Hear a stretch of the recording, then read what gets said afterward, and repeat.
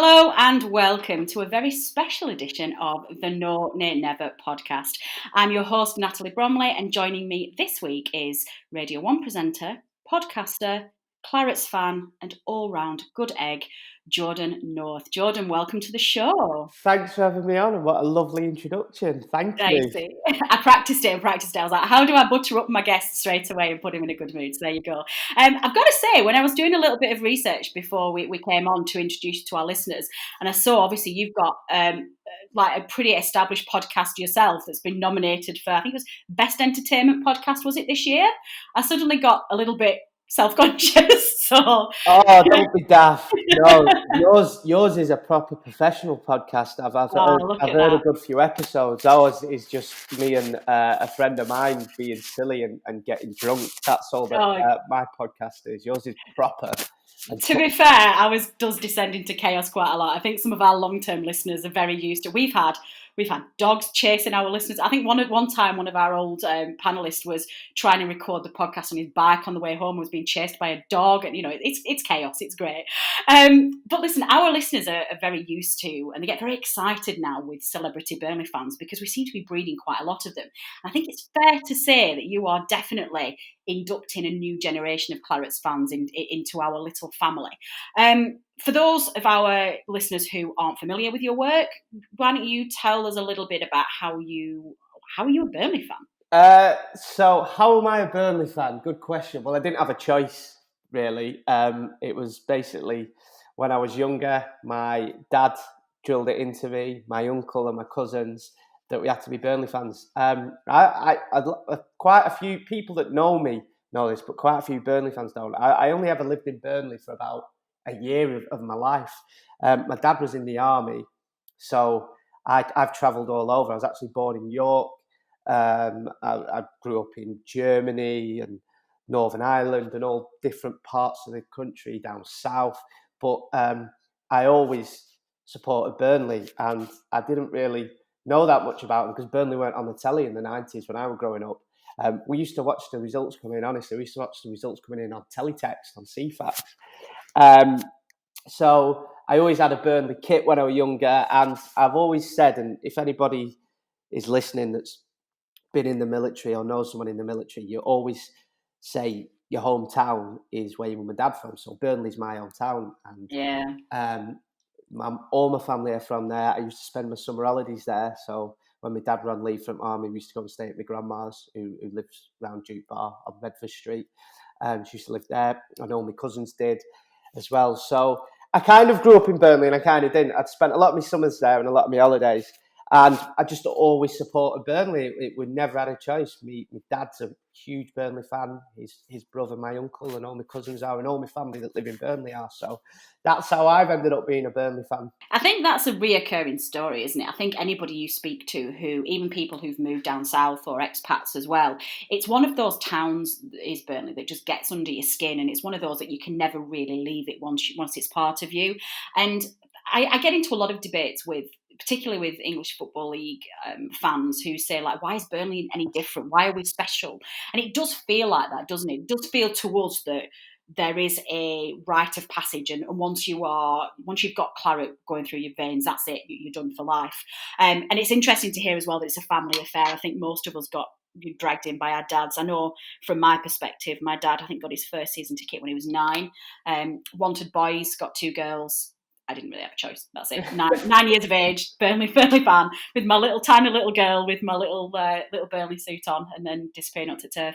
Well, I guess in your time, obviously, you must have some fond memories of Burnley yourselves. And I don't know, obviously, with your career now and how difficult it is to get to games, but is there any notable memories from being a Burnley fan that really stick out to you? Yeah, and 100% what you said before, there is something about being a Burnley fan, because when you think of the size of our town, our population size. We look at Mansfields and Crews, and we're in the Premier League, little old Burnley. So there definitely is something about the town. I don't know what it is, but there is something, and it'll always be home for me. Fond memories for me, yeah.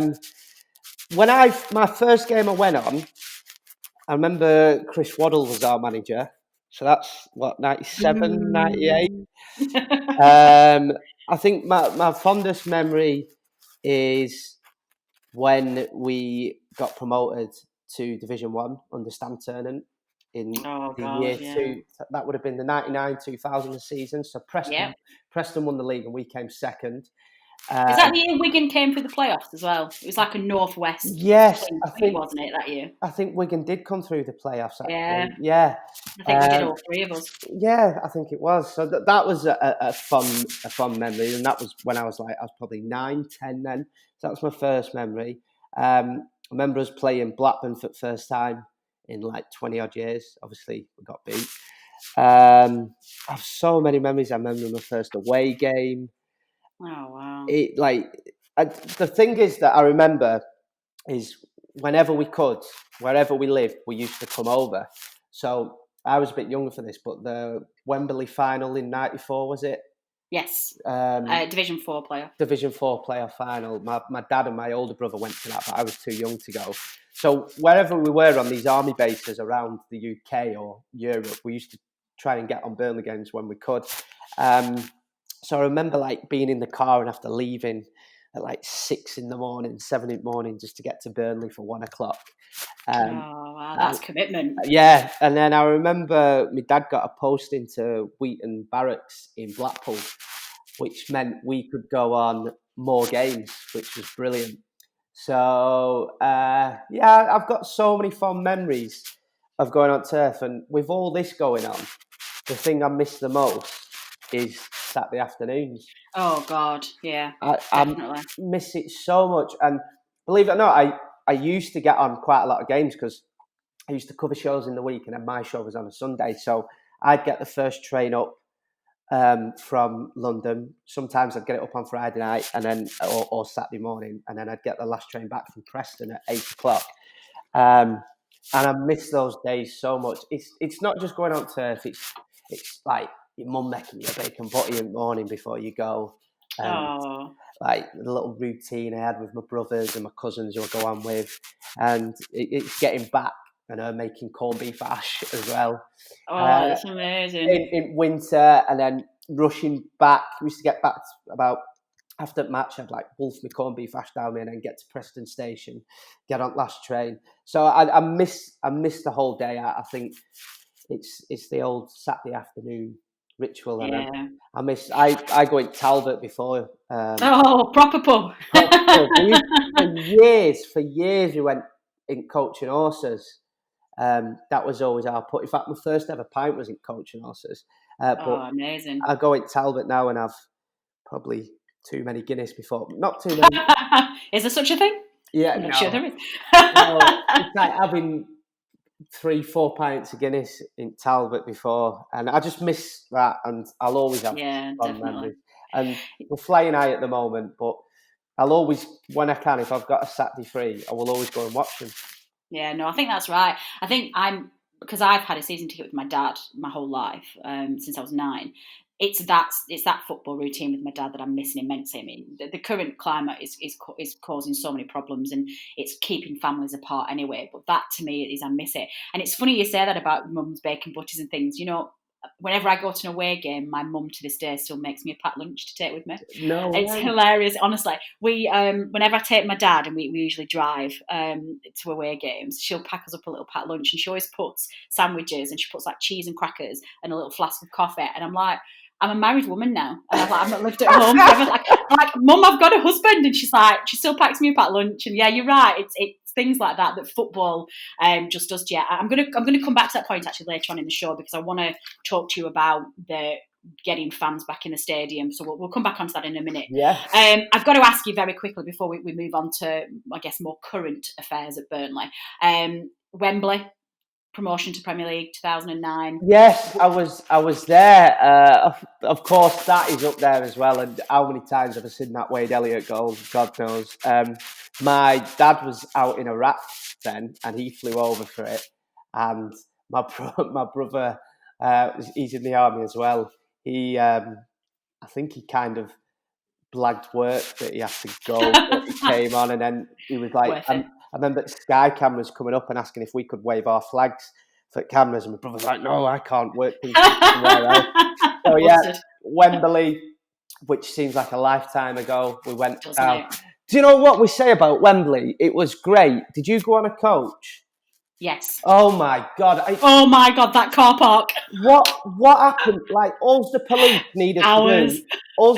needed to do, were like, I don't know if they still do it because I've not been since, but all the police needed to do were like, just close the road for a half hour, let all the coaches out, get us onto motorway, and then about 2.5 hours we were on that car park. Yeah, same. Honestly, we all were. And it was funny because I think probably for about the first hour and a half, we didn't care because we were just so elated and everyone was just buzzing. But then as the adrenaline started to come down a little bit and everyone was like, Jesus, we've been on this car park for a while. We're still sat here. Yeah, that was, everybody I talked to who went to a coach were like, come on, guys, this is not great. Because I think that was the new Wembley. It hadn't been built that long by that point, I don't think, had it? And it was, the infrastructure wasn't good. But yeah, it's funny, isn't it, when you look back to some things about Wembley, and I always look back on that game and just think it was probably the least enjoyable football game of my entire life. God. Because I just felt sick. Having just a 1-goal cushion wasn't great. But also, I look back now, I've watched it a few times recently, and it's little things like, whenever I see Kyle Walker, I'm like, what, you were playing in that game? Yeah. And you just look back then and you just think, obviously, the career he's had. And you look at some of the Sheffield United players, and it's really funny just to see them. But yeah, that was a good day. And that, of course, started, this is quite a nice link, slick. This is way too slick for the No One Never podcast. I'm not sure what's going on.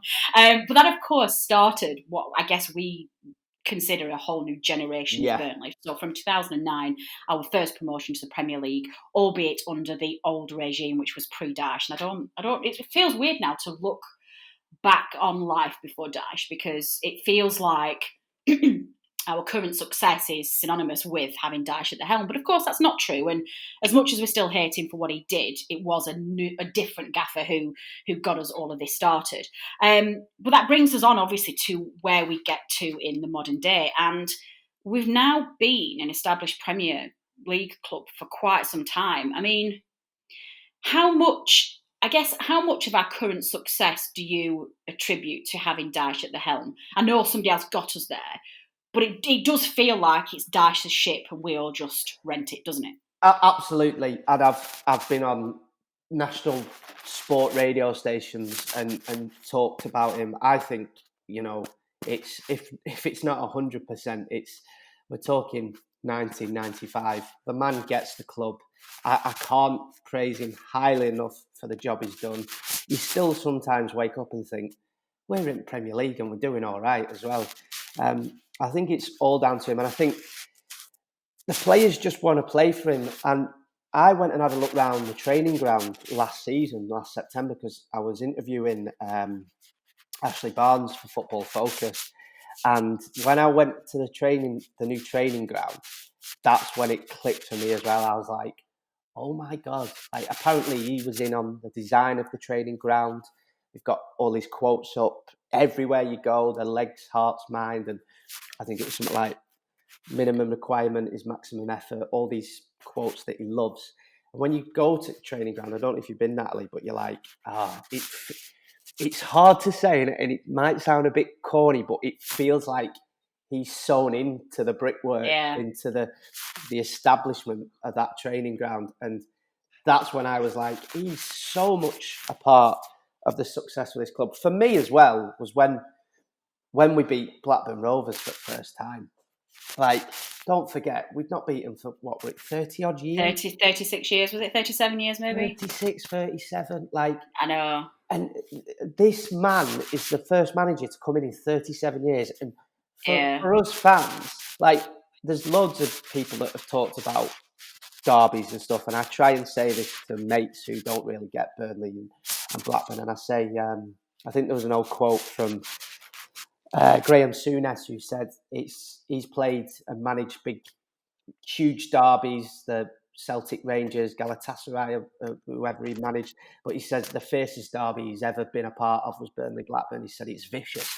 And I think that was when I started to love him and think he's made potentially the greatest manager we've ever had in my generation. We've just beat Blackburn. So, yeah, I think he's a huge part of our success, an absolute huge part. And I genuinely have been worried for a couple of seasons now because he's been there since, 2012? Yeah.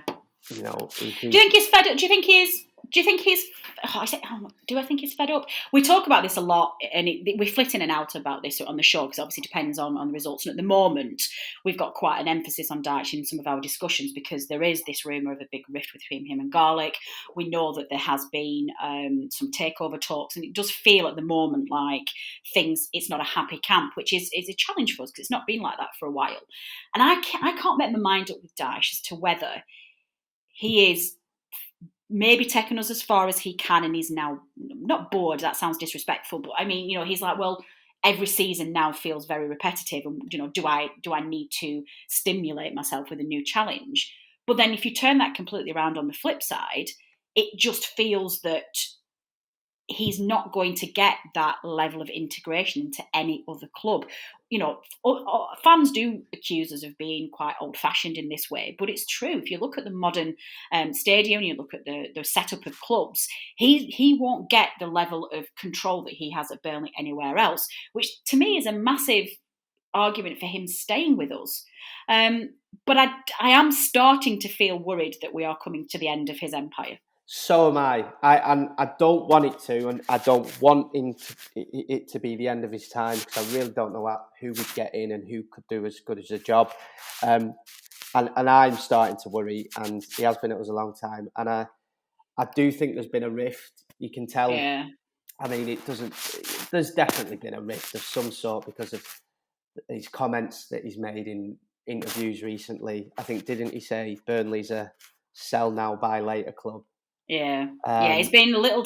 I've got to say, actually, I can get a little hot-headed sometimes, and sometimes I tweet before I think, because sometimes and I don't often. And actually, and I think that's fair because the one thing I say about football is it's such an emotive game and it brings out the best in us because we're all so passionate about it that you can't have it both ways. You can't have the feeling that you have about your club and to be so supportive of it and to be so passionate about it, but then be very passive when it comes to having an opinion about it as well. That's a conflict. You can't have that. And I've been I'm massively in Camp Dyche. I'm not in Camp Garlic. I'm definitely with Camp Dyche. But I have been a little critical of Dyche recently just because I just think he's gone a bit too far in interviews recently. I know last week there was the interview where he was being very funny about the transfer talk, wasn't he, and saying, yeah, no, and he was obviously trying to make a point that he was unhappy. Yeah. And I've got a lot of sympathy for him because he must be beyond frustrated, and I think the lack of support he's getting at board level is shocking. But I also think that he's got to try and, as a manager, you've got to be the PR front, and you've got to protect the players as well, and you can't get it out in the press, especially with the national media and the international media that surrounds the Premier League. You've got to rein it in. But I think the fact that Dyche has gone that far to be that vocal in press interviews, knowing the ramifications it's going to cause, that to me is the biggest suggestion that there is a major rift that might not be repairable. Yeah, and I agree with what you're saying. Didn't Mike Garlick come out and do an interview as well that said we've always overachieved and we've had a backup plan for when Sean Dyche goes, which I felt was him coming out and having a bit of a dig. Yeah. So, yeah, the thing is, I get what you're saying, but Dyche can totally throw his toys out the pram because he must be thinking... He's earned that right, hasn't he? Yeah, and I've been here since 2012. It is 2012, weren't it, when he started? Yes. I think it was. 13, 11, 12, yeah. 2012. And, he's overachieved, even to get us promoted when he did the first time when we came second, the second time when we came back down. And they've backed him at the right time. I think, like, when we went down and we signed Andre Gray, we needed him then, and that was our biggest signing that we've spent, the most money we spent on a signing at the time. And I just think the past 2 seasons they've not backed him enough quite how No, he not wants at it. all. Yeah. And if there's any time in all of his reign, there's any season where the board should have said, yeah, all right, it should have been this summer. I know there's a lot going on with COVID and everything like that, so maybe that could be something to do with it. And I'm trying to see the board side, the chairman's side, and I am, because they are running Burnley in a fantastic way in some respects, but he must have his reasons why we've not spent this summer properly. They must have the reasons, whether they're going to sell the club, whether they're a bit iffy because of what's happening with no fans in the stadium, that kind of thing. But they could have just, we all, I mean, every time we post something on Facebook now, like the official Burnley account, just go through the comments, you'll see them. Oh, I know. Like, Yeah. everybody's thinking it. So Everyone's fed up. it'd Really be fed up. good to like see what the chairman's got to say. But no, I think he's in his right, and he must be like, I've been here for years. We've overachieved. I've built this club. You know, even when you have backed me, it's been just enough, not enough. Yeah. So, yeah, we've got to make some big signings in January. Well, I think that's the. I mean, the whole Harry Wilson saga was just odd, and I actually started to get really excited about that. And I do wonder why that. I don't buy the reasons of why that fell over. You know, if we're talking about 3 or 4 million here for a young player who plays on the right wing, which is a position we're desperate to cover. I just don't buy that. I don't know whether or not we needed to sell Tarkowski to fund it. I don't know what was going on there, but that was all very odd, and it just seemed to just fall away. I'm glad we kept talks. I really. Oh God, yeah, that was really important. You mentioned as well if he wants a new challenge. I've said this before, and a lot of people have like scoffed at me, going, "Don't be daft." But I can imagine him if he does want a new challenge, because it doesn't seem like any Premier League teams want him, and I don't know why. No, I they don't know why, because and I know why it is, because other fans, and I've argued with other fans in pubs, they think we play this real bad style of football, and we don't. No, we really don't. Football fans, and Twitter especially, and football is just an echo chamber. And they say things like, I remember a fan said to me, I don't know, you watch that week in, week out. I was like, hang on, we don't play like that every week. It was actually when we played Spurs a couple of seasons ago, and they beat us in last minute 1-0 at Wembley when Spurs were still at Wembley. I went on the game, and the Spurs fan said it to me, and I was like, that is the only time where we've actually come and parked the bus. You know, we don't always play this style of football that we're linked with. But I imagine if he wants a new challenge, I can see him going to like a Derby or Nottingham Forest, because they're desperate to get back up. And if there's anyone that could do it, it'd be him. Whether he'd take the step back to the Championship, I don't know. But if he does go, that's where I could see him going to. Maybe leaving, falling out with the board, having a bit of time off, because he still lives in Kettering, doesn't he? He still commutes. Yeah, he does. It comes up 3 days a week, doesn't it? That's really interesting that you say that, because on the last game of the season last year, I was desperate for Watford to go down and Villa to stay up, because I genuinely thought that if Villa went down, they'd sack Dean Smith, and I genuinely thought that Dash would go to Villa. I thought that would have been a fantastic move for him. So, do you know what? I said the same. I was like, I can imagine him taking over from Villa. And there's another club that he's always linked with. I thought he'd get the Leicester job before. Oh yeah, yeah. I think if Leicester had come in for him maybe 2 or 3 years ago, I think he would have got it. I think Leicester just at the wrong time outgrew him, and I don't. That sounds disrespectful to Dash, but I think they've just moved into a new bracket now where they're going to be intending to compete for Champions League every single year, and Dash still has to, I think, do the perception of the middle step before he gets a top 6 job. You know, he hasn't won any trophies yet. Obviously, he's won the championship title, but certainly in cup competitions, his record isn't great. And those teams expect to be getting to the last final stages of the cups. He is perceived to be this quite negative, old-fashioned style of football. He's not known to be an attacking flair manager. And I think he has to go to, like Leicester, before they got Brendan Rodgers, were in that bracket of, say, like West Ham's before they got a bit rubbish. You know, that those kind of always top 10 sides, maybe even Everton before Ancelotti went. And I just think he needs that next step before he gets one of the top 6 sides. So I'm not worried about Leicester anymore.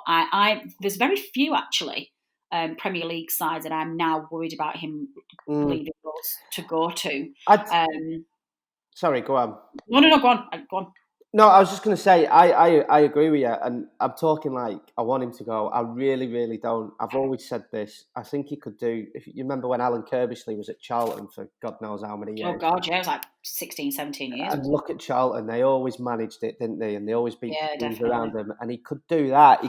He could be at Burnley and at Turf for as long as he wants to be. He could do what Alan Kirbishley did with Charlton. And I don't want him to go, but it always feels like every season we do now in the Premier League, every season we overachieve.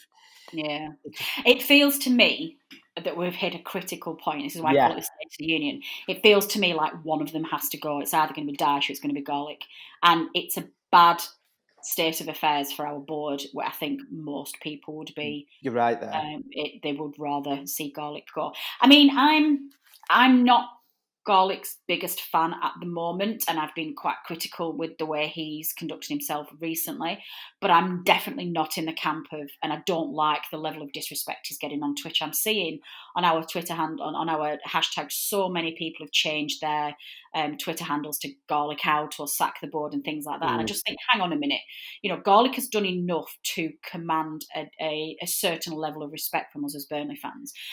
Just because through the early Premier League years, he did an incredible job of steadying the ship, really managing the finances, keeping Burnley fans' feet on the ground. We'd been promoted one year. We wanted to sign Messi and stay up forever. It's like we fans. Yeah. We got emotional and we got carried away with ourselves. We wanted in our first year as Premier League to be spending 100 million on players, because you just see these riches. And I think him and his board did an incredible job of keeping our feet on the ground and cementing and funneling that money through to Barnfield, to the new training centre, and I think he was brilliant.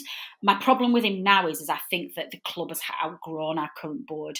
I think because we've been in the Premier League as long as we have become a brand and a machine that's bigger than a local board of chairman and a board can manage, and their personal wealth isn't enough to not even progress, but to keep up with the juggernaut that is the Premier League. Yeah. So to me, I think it's a case of, you go with my utmost respect, shake hands, thank you so much for what you've done. It's time for some fresh investment and to move on. But just before we move on to I guess, on the pitch affairs, how do you feel about a takeover? There's obviously a lot of talk at the moment about the Americans coming in. Do you sit in the camp of it must be a Burnley fan, or do you welcome anybody coming in? Well, I'm not for it, if I'm honest. I'm sceptical. I agree with what you said about Garlic there, and it's funny you say that, because my cousin said to me last season, before the stadium ban came in, he said to me, if we don't start signing people soon, he said, and I remember he said the fans are going to start turning, and I think they are turning now. If not, they've totally turned. Yeah, they have. I think that's true. And I've not felt this, for me as a Burnley fan, was when they wanted Cottrell out, and there was never like Cottrell out. There weren't really protests as such. But when we went 19 games without a win, and then we went another 11 games. Do you remember when? I don't know if you remember. It just felt like people were turning slightly. Yeah. And it kind of feels like that now. It feels like the fans are turning on the board. All you've got to say is look at Blackburn. They were an established Premier League side, and some foreign investors came in, the Venkies. Yeah. And look at them now. And I don't know. It has worked obviously it's worked for so many more clubs, but then I think that's fair. You do have to look, and I had this conversation with somebody last week. It's like, to me, being a Burnley fan isn't a prerequisite to being a takeover. And I think, like, look at Leicester as a like, Leicester is such a club that we can look up to, and we've said that, we came up behind them in Dyche's first year when they were champions and we were runners up, and look what they ran with. They got foreign investment, and look how integrated into their community. Their owners are obviously their owner passed away in that awful circumstances, and the city was in mourning, but the family's taken over. So it can work, and I think a lot of people say for every Leicester there's a Venky's. Well, no, that's not true, because if that was the case, half the league would be gone.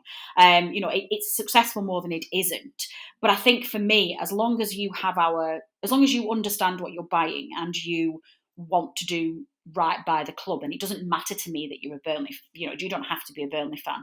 I think you're right. I think the fans are turning, and I think we've hit a really critical point at the moment where either this board has to find some investment from somewhere.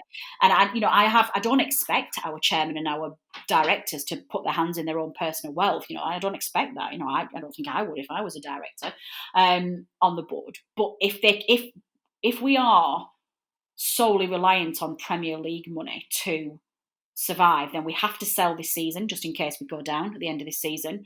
We have to cash in while we've got the Premier League's attention, or we have to try and find some investment from somewhere else, because like you say, I think we're at a really critical point this season. And it's difficult, Jordan, isn't it? Because I wonder how much of this is being exaggerated by the COVID restrictions that we're all living in, and it's a time of immense anxiety for so many people, and it's really worrying times, and we haven't got things like football as our outlet to enjoy, but also things aren't going very well on the pitch as well. So we're 3 out of 3 and bottom, in the relegation zone with no points. And on top of that, there's then this talk about this new Premier League restructuring where they're going to reduce the league, and it's all the power and decision making is going to go to the top 6. All of that together just feels to me like this is a key season that we've got to have some change. Yeah, and I get what you're saying there, and it has worked for so many more clubs. But don't we have about quite a bit of money in a pot? But again, I'm sure Mike Garlick's got his reasons for why we don't want to spend that. And my only reason why we haven't signed any or made any big signings into this new season is because of what you said, because of COVID. And you think how many other businesses aren't investing? How many other businesses have said, we just need to ride this out.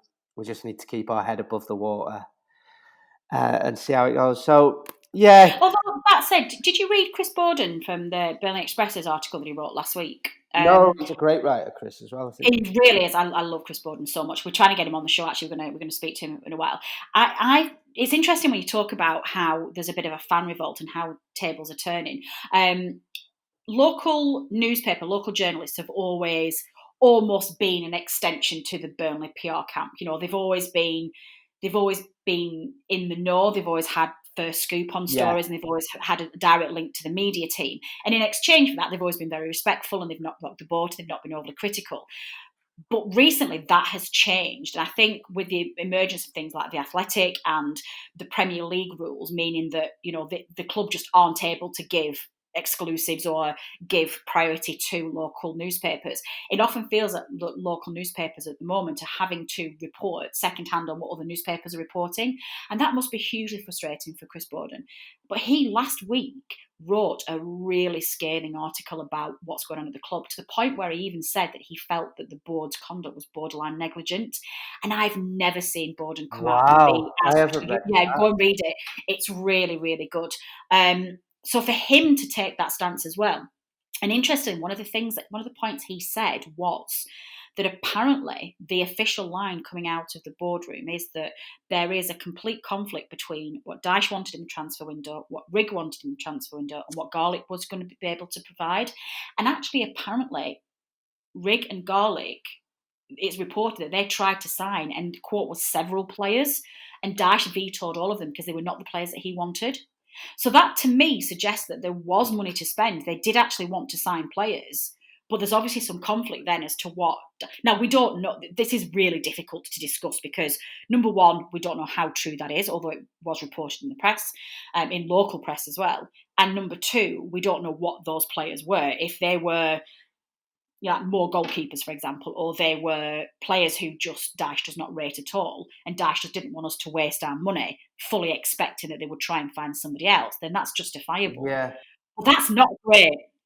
I need to read that because it sounds good. I'll definitely give that a read. It sounds like they both sides need to meet 50-50, need to meet halfway, don't they?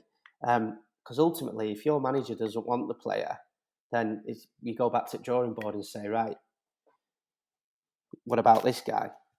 And he's like, yeah, all right. Or he goes back and say, I really want this guy. It's got to work both ways. Yeah, it does. That's quite worrying. I'll give that a read. That's quite worrying. Yeah, I didn't feel great when I read it. I came up, I was like, Jesus, boards, you've made me feel like I was holding my head above water, but I read that and I was like, oh, well, this is not good. Yeah, have a read of it. But like I say, it in some respects, this sounds awful, but because of the pressure that the Premier League's putting on local newspapers, and the fact that Borden doesn't necessarily get news before anybody else does, I almost give it more respect when he's reporting on this, because he just didn't hold back. And I just thought it was a fantastic piece. It's really worth a read. So yeah, do go and hunt it out. Yeah, definitely.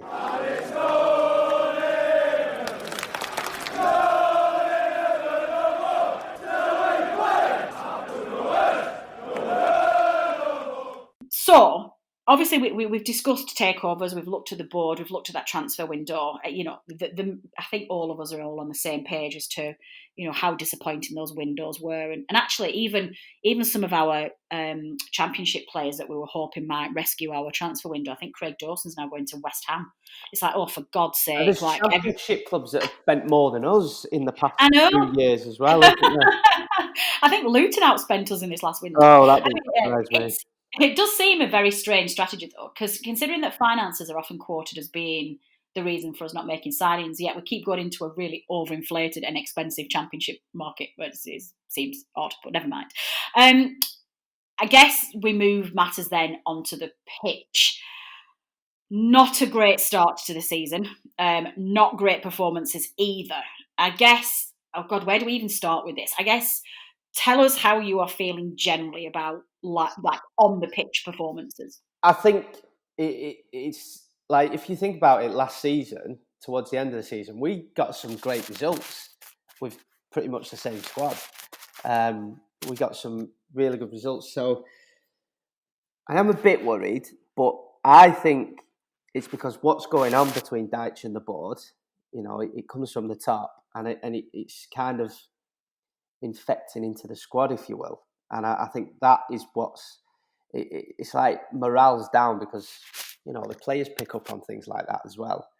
So I'm a bit worried. I do think we've got enough to stay up this season, potentially. I think we miss Ben Mee at back. It's hard to say, and it is hard to say. We've got West Brom, haven't we, on Monday next week? Oh, that's massive. That's a big game. I think what's gone on behind the scenes has somehow reflected on the pitch as well. And that happens at any club. Look at Watford last season. You would never have thought they went down. But with all the turmoil they had, the new managers, the board, it reflects. It's in any job. If the manager and your managers are falling out, it has an effect on morale for the whole team. It does. So I think that's what's happening, because we had a few players out injured towards the end of last season, and we churned out some good results, some really good. Yeah, that's true. It seems very strange that in the space of just 4 weeks in between the squad that finished last season, that patched up job, I think we were third in the form table going into the last game of the season. I thought we were amazing. That was a restart, yeah. Apart from the City game, and Brighton at the end. That was, but then we were done by then. Do you know what worries me, Jordan, about this season? And I keep saying this, and I don't know whether I'm just being really paranoid.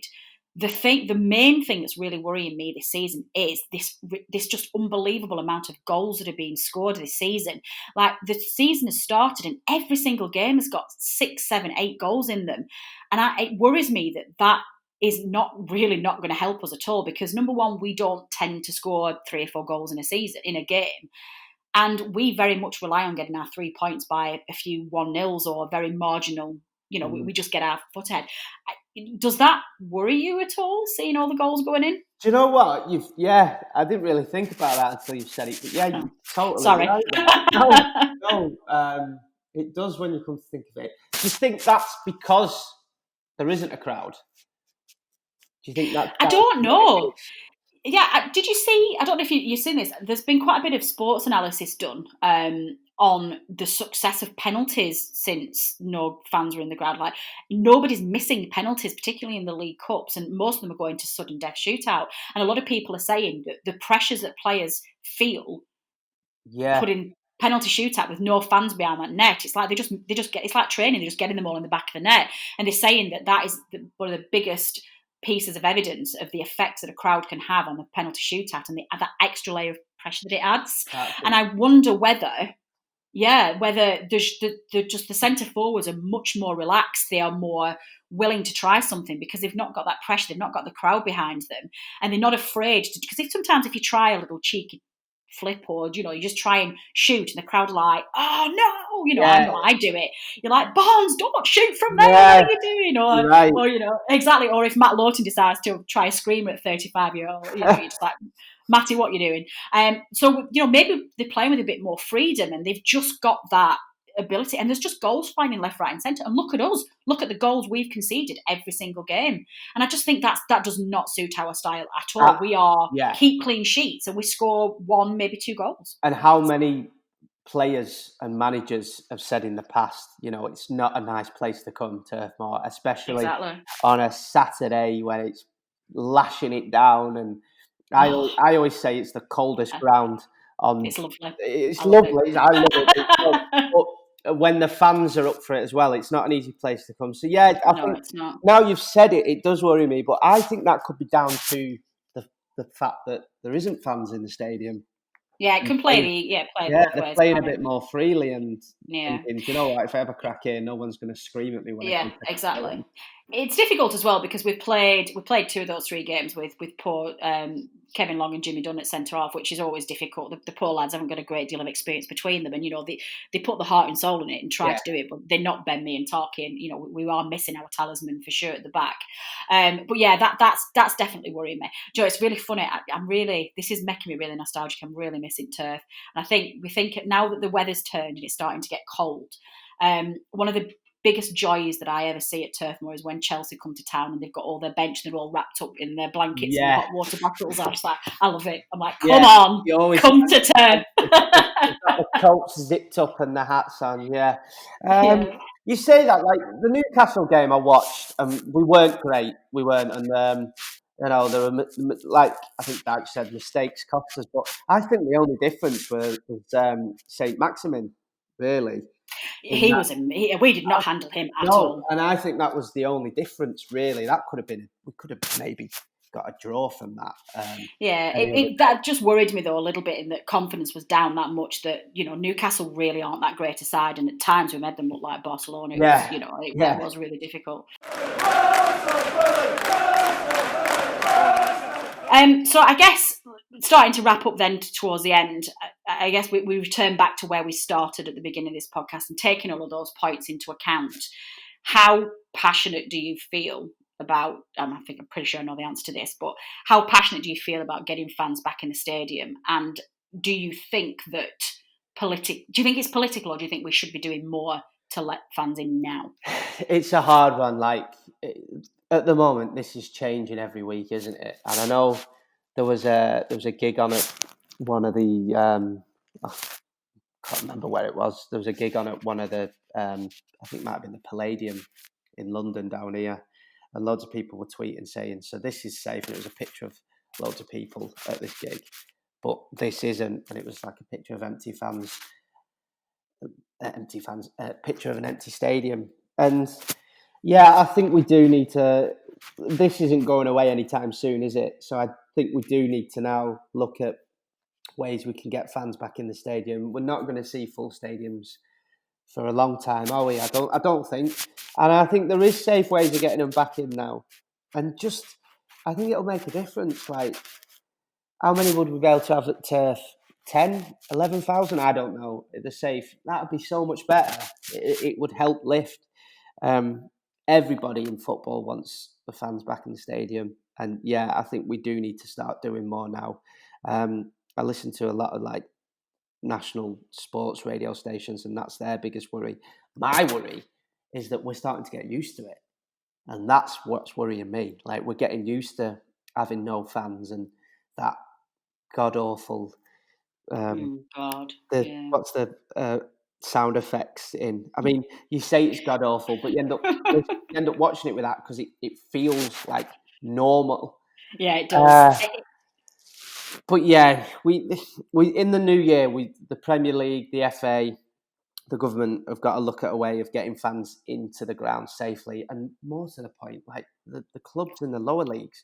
Imagine if this happened 20 years ago or 15 years ago to Burnley when we were just getting by. And when I say just getting by, we were scraping by. Like, you need your 11,000 fans in the stadium buying pies and pints and coffees at half time and hot dogs and what have you, because that's still a big part of your income as well. So we need to definitely look at a way of doing it. Yeah, it's really tough, isn't it? It just feels a little bit. I don't understand why fans aren't in the ground yet, and it just because some of the things that can be done are much more risky than, like you say, having fans in a stadium and just God. Even if we had to do a lottery system, and even if I could just go to like one game in the season, I'm just desperate to get back. Just get there with my dad, get a Benny and Ott, and just at half time and just sit there and do it. It's going to be a difficult time, and hopefully. We were all looking. Weren't the rumours of it coming in October? They were looking at getting fans. Yeah, no, yeah, it wasn't a rumor. The initial plan was from the 1st of October. Yeah, that fans would start coming in. If you remember, I think in one of the pre-season games, Brighton trialled it at home. They had a lot of their fans in the stadium where they tried to. They had them in there, so I'm very jealous of Brighton fans because they at least got to see something live.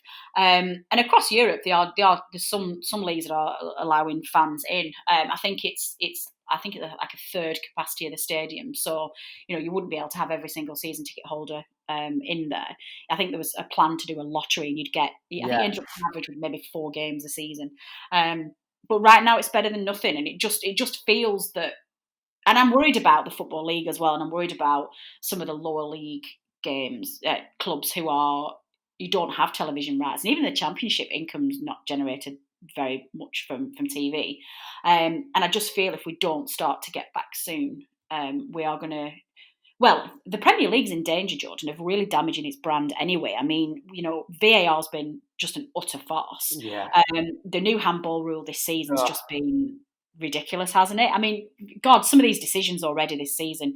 What was the big one last weekend? Was it the Spurs game? There was just a most ridiculous one where the United one as well, Man United. Yeah, there was. I think there was a really big one where Steve Bruce came out. It was a Newcastle equaliser, wasn't it? Where Bruce came out and just said, we might have benefited from this today, but I don't want to see that given, and that'll go against us on another day.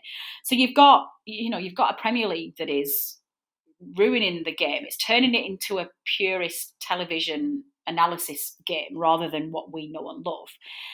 Apparently the during lockdown so far, the Premier League's lost 700 million. Yeah, I heard about that. That is frightening. And I just think, there's things that people can do, and I just think get us all back on. So we will see how that goes.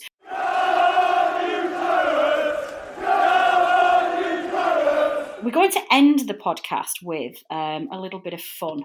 Yeah. And I delved into a classic Radio 1 question with a Claret's twist. So we're going to pose a question to you, and you're going to have to think carefully about this because I think this is a toughie. Go on. It's the old horse-sized duck, duck-sized horses debate, which I love. It's a classic and it's a favourite. Who do you think, Jordan North, would win between a horse-sized Ashley Westwood or a dozen duck-sized Ashley Barneses? A horse-sized Ashley Westwood and a dozen duck-sized Barneses. I'm gonna say